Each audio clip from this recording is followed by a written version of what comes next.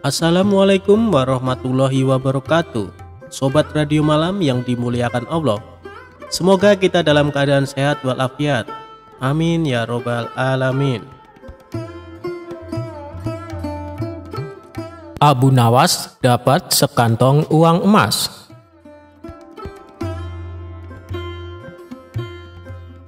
Suatu hari, Abu Nawas menemukan sekantong emas. Dan kala itu negerinya sedang mengalami masa paceklik. Banyak yang gagal panen dan pasar sepi pembeli.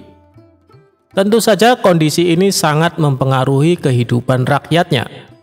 Banyak warga yang mengalami kesusahan termasuk Abu Nawas.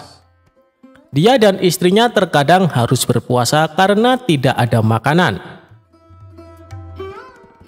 Suatu ketika, Abu Nawas berjalan-jalan di pasar untuk menghilangkan rasa jenuhnya. Tiba-tiba Abu Nawas menemukan kantong hitam berisi uang dan langsung ditanam di dalam tanah. Abu Nawas merenung sepanjang malam. Pikirannya bertanya-tanya, apakah uang di dalamnya akan diambil atau tidak? Hatinya berpikir mengambilnya karena keluarganya sedang mengalami kelaparan. Namun Abu Nawas teringat terus bahwa memakan harta haram bisa mendapat siksa kubur di dunia dan akhirat. Akan tetapi dirinya juga teringat hadis Nabi yang mengatakan Allah Subhanahu wa Ta'ala memberimu hadiah tanpa kamu minta, maka terimalah hadiah itu, jangan kamu tolak, kemudian infakkanlah. Ketika mengingat hadis tersebut, Abu Nawas berkata kepada diri sendiri, sungguhkah ini hadiah dari Allah Subhanahu wa Ta'ala? Dan hadiah itu bagi orang yang menemukan uang tersebut. Namun hal itu tidak menjadikan Abu Nawas membuka kantong temuannya dan masih menunggu barangkali pemiliknya akan datang. Hari pun berlalu, dan ketika Abu Nawas kembali berjalan-jalan di pasar, mendengar seorang saudagar laki-laki kaya sedang mengumumkan bahwa kantongnya hilang. Wahai para penduduk negeri, barang siapa yang menemukan kantong hitam berisi uang 1000 dinar, maka kembalikanlah dengan jaminan dari Allah Subhanahu wa Ta'ala, ucap saudagar kaya itu. Mendengar hal tersebut, Abu Nawas langsung mendekati saudagar itu. Wahai tuan, negeri kami sedang mengalami masa paceklik. Banyak di antara kami yang hidup miskin. Seumpama uang Anda ditemukan oleh orang yang mengalami kesusahan, maukah tuan memberikan sedikit uang secara halal, ucap Abu Nawas. Berapa yang diinginkannya? Tanya saudagar kaya itu. 1/10-nya tuan, jawab Abu Nawas. Aku tidak akan memberikan sedikit pun. Jika ia tidak mengembalikannya padaku, maka di akhirat nanti akan kutuntut di hadapan Allah Subhanahu wa Ta'ala, ucap saudagar kaya itu. Mendengar perkataan tersebut, Abu Nawas segera kembali ke rumahnya dan menceritakan kepada istrinya bahwa ia telah menemukan pemilik kantong uang itu. Apa yang harus aku lakukan? Apa aku harus mengembalikan uang itu? Tanya Abu Nawas kepada istrinya. Mendengar hal itu, istrinya agak marah. Aku dan anak-anakmu telah menderita kemiskinan bersamamu selama 50 tahun. Bahkan saat ini kita hanya mempunyai satu pakaian dan dipakai bergantian untuk sholat. Selama hidup kita belum makan buah dan daging. Datangilah pemilik uang itu dan desaklah dia agar memberikan 1/10 uangnya itu. Jika ia tidak setuju, maka mintalah 1/100-nya. Tapi jika masih tidak setuju, maka mintalah 1/1000-nya, yang berarti menerima 1 dinar. Karena 1 dinar lebih baik daripada tidak sama sekali, ujar sang istri. Mendengar penjelasan istrinya itu, Abu Nawas lalu pergi kembali menemui saudagar kaya di pasar. Hei tuan, sebenarnya sayalah penemu kantong berisi uang. Apakah tuan bersedia memberikan sedikit uang tersebut kepada saya, meskipun hanya 1 dinar? Karena beberapa hari ini keluarga saya belum makan tuan, jelas Abu Nawas. Namun saudagar kaya itu tetap pada pendiriannya untuk tidak memberikan uang tersebut. Maka diajaklah saudagar itu ke rumah Abu Nawas. Setibanya di rumah Abu Nawas menyerahkan kantong tersebut. "Benarkah ini kantong Tuan?" tanya Abu Nawas. "Iya, benar," jawab saudagar kaya tersebut. Kemudian lelaki tersebut membuka kantongnya dan menghitung jumlah uangnya. Jumlahnya masih tetap utuh, yaitu 1000 dinar. Lalu saudagar kaya itu pamit pulang kepada Abu Nawas. Tapi belum juga melewati pintu keluar, tiba-tiba berhenti dan berkata, "Wahai orang tua, aku akan menceritakan kepadamu mengenai kantong ini. Ayahku telah mewariskan kepadaku uang 3000 dinar sebelum meninggal. Ayahku berpesan kepadaku untuk membagikan sepertiganya kepada orang yang berhak menerimanya. Dan aku juga disuruh menjual warisan ternak, lalu menginfakkannya. Sebagian lagi akan kugunakan untuk pergi haji. Maka aku pun melaksanakan wasiat itu, dan wasiat untuk membagikan sepertiga uang dari kekayaanku. Uang tersebut aku letakkan di kantong ini, lalu aku pergi ke kota untuk mencari orang yang benar-benar miskin. Namun, aku tidak menemukan seorang pun yang lebih berhak daripada Anda. Maka ambillah uang di kantong ini. Semoga Allah Subhanahu wa Ta'ala memberkahimu," terang saudagar tersebut. Mendengar hal itu, Abu Nawas pun bersyukur kepada Allah Subhanahu wa Ta'ala. Kesabaran dan kejujurannya saat menemukan uang tersebut ternyata mendapat jalan lain dari Allah Ta'ala.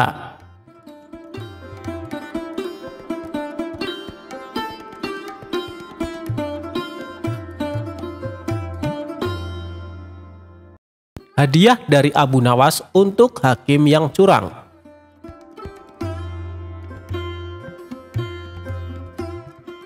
Sewaktu-waktu kerajaan sedang dalam keadaan genting. Hakim yang dikenal adil baru saja meninggal. Sang raja telah mengajukan hakim pengganti, namun ternyata perilakunya sangat tidak adil. Abu Nawas sebagai pribadi yang kritis akhirnya langsung turun tangan menyelesaikan urusan negaranya itu. Abu Nawas tidak mau jika kerajaan yang menjadi tempat berdiskusi dengan baginda raja menjadi tempat kemaksiatan dan ketidakadilan. Abu Nawas yang mengetahui negaranya sedang diterpa darurat krisis akhirnya turut prihatin. Ia berinisiatif untuk menyadarkan para hakim itu dengan caranya sendiri. Hingga pada sewaktu-waktu, Abu Nawas mendatangi seorang hakim untuk mengurus suatu perjanjian. Tetapi hakim di kota Abu Nawas selalu beralasan tidak punya waktu untuk menandatangani perjanjian tersebut. Kondisi ini terus berlangsung terus-menerus, hingga Abu Nawas menarik kesimpulan bahwa sang hakim minta disuap. Namun Abu Nawas mengetahui bahwa suap menyuap merupakan sesuatu yang diharamkan oleh agama. Maka dari itu, Abu Nawas memutuskan untuk melemparkan keputusan kepada si hakim sendiri.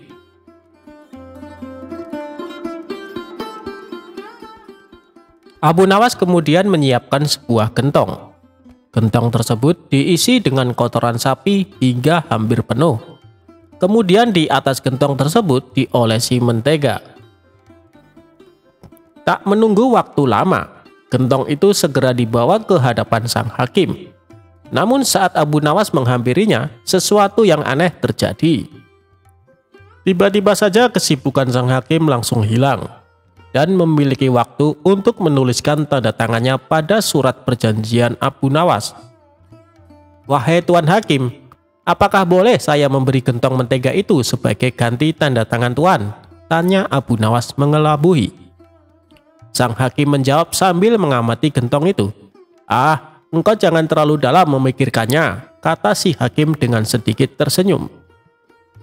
Tak lama setelah itu, hakim tersebut lantas mencolek sedikit mentega dengan ujung jarinya lalu mencicipi. "Wah, enak sekali mentega ini," kata sang hakim. "Memang betul Tuan, sesuai dengan ucapan Tuan. Jangan terlalu dalam mencolek menteganya," jawab Abu Nawas. Abu Nawas kemudian segera meninggalkan kantor sang hakim setelah mendapatkan tanda tangan si hakim. Beberapa saat setelah itu, sang hakim pulang dengan hati yang riang gembira karena mendapat satu gentong berisikan mentega itu. Setibanya di rumah, sang hakim memanggil istri dan anak-anaknya untuk makan bersama.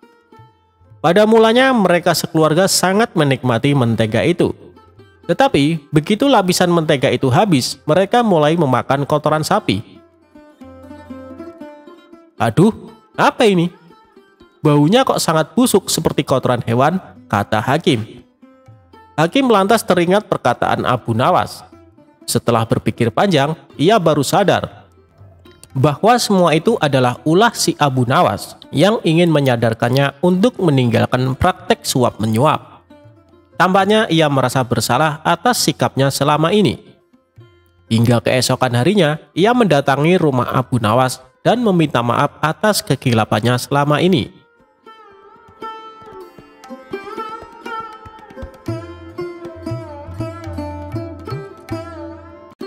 Imam Syafi'i enggan menyolati jenazah Abu Nawas.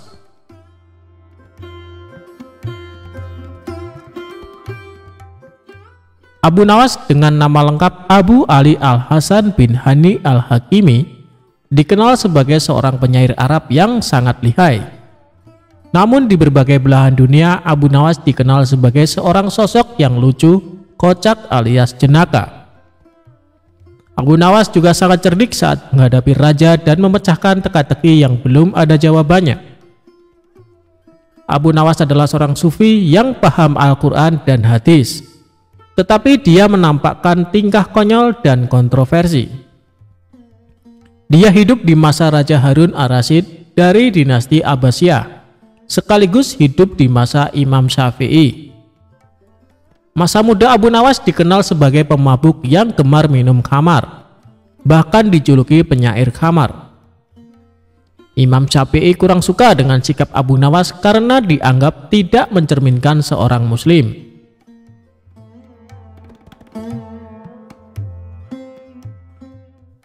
Suatu ketika Abu Nawas meninggal dunia dan kabar kematiannya sampai ke penjuru seantero negara Iran. Kabar wafatnya Abu Nawas membuat gempar penduduk Iran. Baginda Raja sebagai teman dekat Abu Nawas merasa sedih mendengar kabar tersebut. Sementara Imam Syafi'i juga mendengar kabar wafatnya Abu Nawas. Namun Imam Syafi'i enggan menyolati jenazah Abu Nawas. Sementara di satu sisi banyak warga berkumpul di rumah Abu Nawas untuk melayat dan mendoakan jenazah Abu Nawas. Ketika jenazah Abu Nawas hendak dimandikan, salah seorang warga menemukan kertas di saku Abu Nawas. Kertas tersebut ternyata berisi syair Abu Nawas yang ditulis terakhir kali sebelum beliau meninggal dunia. Adapun isi syair tersebut sebagai berikut.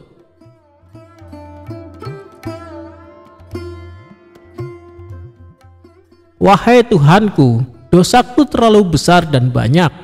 Tapi aku tahu bahwa ampunanmu lebih besar. Jika hanya orang baik yang boleh berharap kepadamu, kepada siapa pelaku maksiat akan berlindung dan memohon ampunan? Aku berdoa kepadamu seperti yang engkau perintahkan, dengan segala kerendahan dan kehinaanku. Jika kau tampik tanganku, lantas siapa yang memiliki kasih sayang? Hanya harapan yang ada padaku ketika aku berhubungan denganmu dan keindahan ampunanmu, dan aku pasrah setelah ini."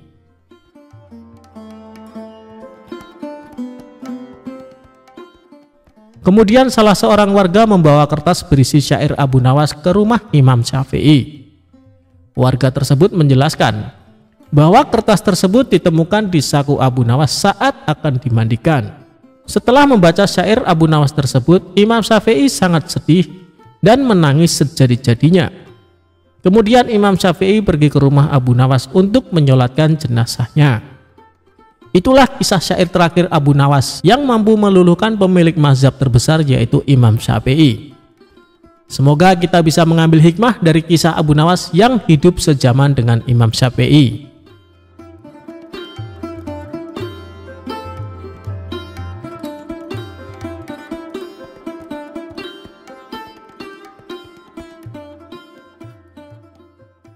Abu Nawas sembuhkan sakit cintanya sang pangeran.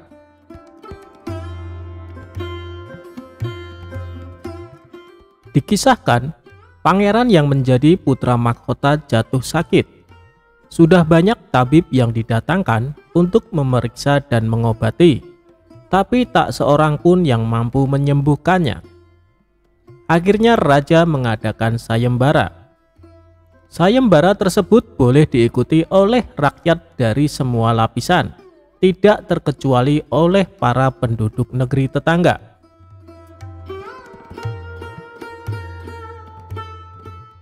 Sayembara yang menyediakan hadiah menggiurkan itu, dalam waktu beberapa hari berhasil menyerap ratusan peserta.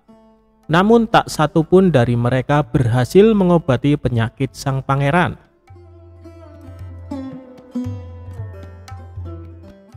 Akhirnya sebagai sahabat dekat, Abu Nawas menawarkan jasa menolong putra mahkota.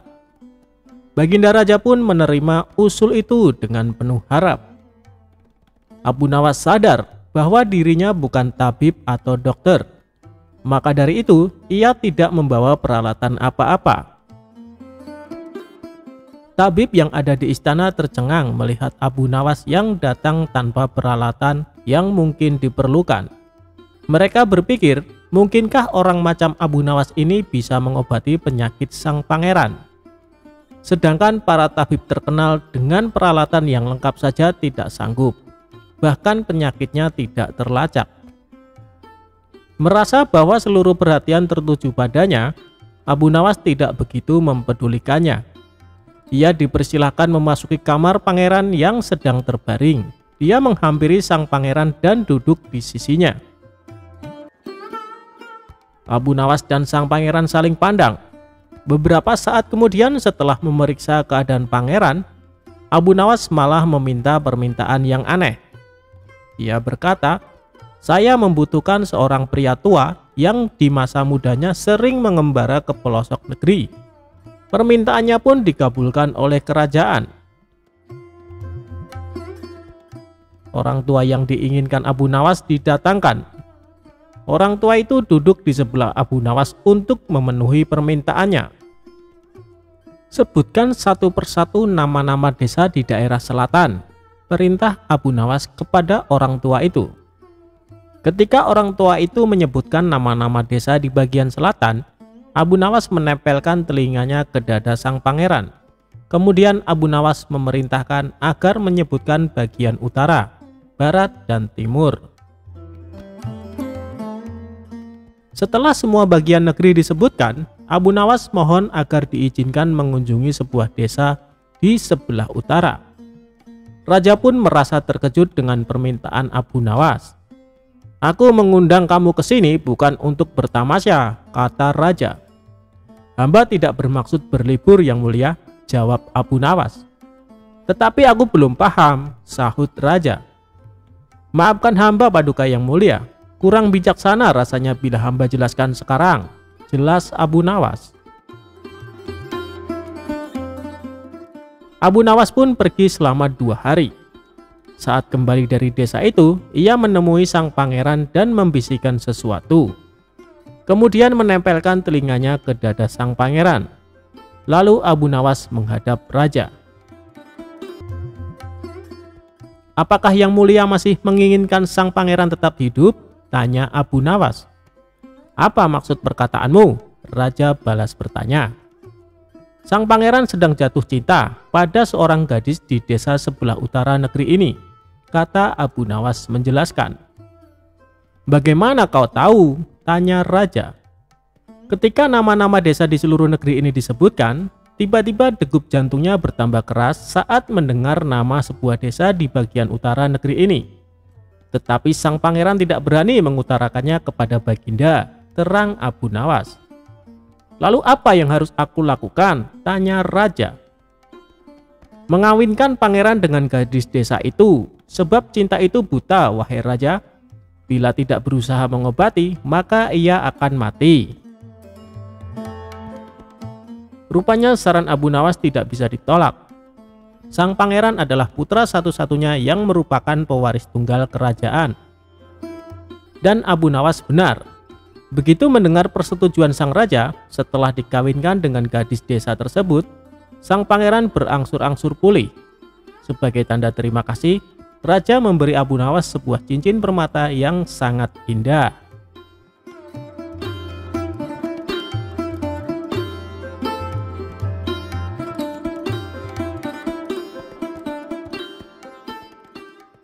Dengan sebatang tongkat, Abu Nawas kerjai peramal palsu sampai minta ampun.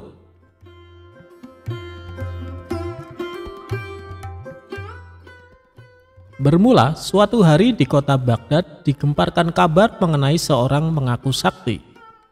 Di depan orang-orang, dia sesumbar bisa mengetahui peristiwa yang akan datang. Sontak hal ini membuat masyarakat penasaran. Lalu beberapa di antara mereka ada yang sengaja datang untuk minta diramal nasibnya oleh si peramal palsu.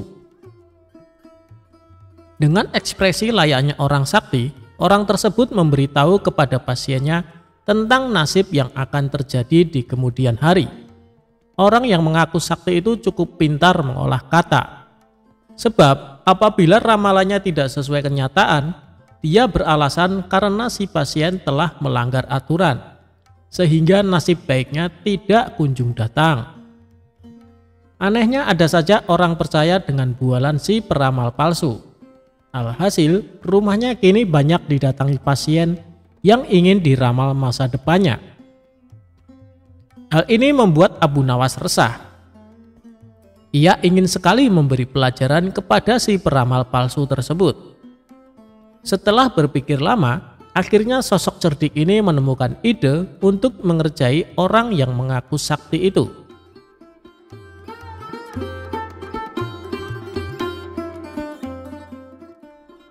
Esok harinya, Abu Nawas mendatangi rumah si peramal palsu dengan membawa tongkat di tangannya. "Ada apa, wahai anakku? Apa yang kau keluhkan?" tanya si peramal palsu dengan nada sok berwibawa. "Aku cuma mau tanya, apa benar Anda bisa meramal masa depan?" tanya Abu Nawas. "Tepat sekali, kau datang ke tempat yang benar," jawab orang tersebut. "Oh, begitu. Selain meramal masa depan orang, apakah Anda juga bisa meramal nasib Anda sendiri di masa mendatang?" tanya Abu Nawas. "Tentu saja bisa, wahai anakku. Aku bisa tahu apa yang akan terjadi pada diriku sendiri," jawab si peramal palsu. Setelah mendengar pengakuan orang tersebut, tiba-tiba Abu Nawas memukulkan tongkatnya tepat mengenai kepala si peramal. "Aduh, kenapa kau memukulku?" tanya si peramal palsu kesakitan. "Tadi katanya Anda bisa tahu apa yang akan terjadi pada diri Anda sendiri. Seharusnya sebelum aku memukul Anda sudah menghindar. Berarti Anda pembohong," ujar Abu Nawas. "Tidak, wahai anakku, sebenarnya aku sudah tahu bahkan sebelum kau datang ke sini," kata si peramal berpura-pura. "Tapi kenapa Anda tidak mengelak sewaktu aku pukul?" tanya Abu Nawas. "Itu aku sengaja membiarkannya," jawab peramal palsu tersebut. "Baiklah, sekarang coba tebak apa yang akan menimpamu lagi," tanya Abu Nawas sambil mengangkat tongkatnya. Si peramal buru-buru menjauh dari Abu Nawas. "Kau pasti akan memukulku lagi," jawab si peramal palsu. "Anda salah," balas Abu Nawas. Bersamaan dengan itu, Abu Nawas menghancurkan barang-barang yang digunakan sebagai sarana perdukunan di ruangan tersebut. Seketika di sana berantakan, banyak barang pecah akibat pukulan tongkat Abu Nawas. Tidak terima dengan perilaku Abu Nawas, peramal palsu itu lalu mengadukannya kepada Tuan Hakim. Singkat cerita, Abu Nawas dan si peramal palsu diundang ke pengadilan. Di depan Tuan Hakim, si peramal palsu menuntut Abu Nawas dihukum berat sebab telah memukul dirinya dan membuat onar di rumahnya. "Hei Abu Nawas, apa alasanmu sampai tega memukul dia dan kenapa kau menghancurkan barang-barangnya?" tanya Tuan Hakim. "Begini Tuan Hakim, awalnya hamba tanya ke dia apakah bisa tahu nasib yang akan terjadi pada dirinya sendiri. Dia kan ngakunya peramal dan bilang katanya tahu. Tapi saat hamba pukul pakai tongkat, dia tidak menghindar. Tuan Hakim pasti menghindarkan apabila tahu ada orang yang akan memukul. Jadi yang salah siapa? Dia yang pembohong atau hamba yang memukul? Cerita Abu Nawas. Lalu saat hamba hancurkan barang-barangnya, ternyata dia juga tidak tahu, Tuan Hakim. Kalau dia tahu, pasti sebelum hamba datang sudah mengamankan barang-barangnya ditaruh di dalam kamar. Katanya bisa meramal masa depan, sedangkan masa depan dirinya sendiri saja tidak tahu. Berarti dia pembohong, jelasnya. Ada benarnya apa yang dikatakan Abu Nawas? Kalau kau memang mengaku peramal, harusnya tahu apa yang akan terjadi kepadamu, ucap Tuan Hakim kepada si peramal palsu. Akhirnya Abu Nawas dibebaskan dari tuntutan hukum. Sementara orang yang mengaku sakti itu menjadi kapok. Dia tidak berani membuka praktek ramalannya lagi.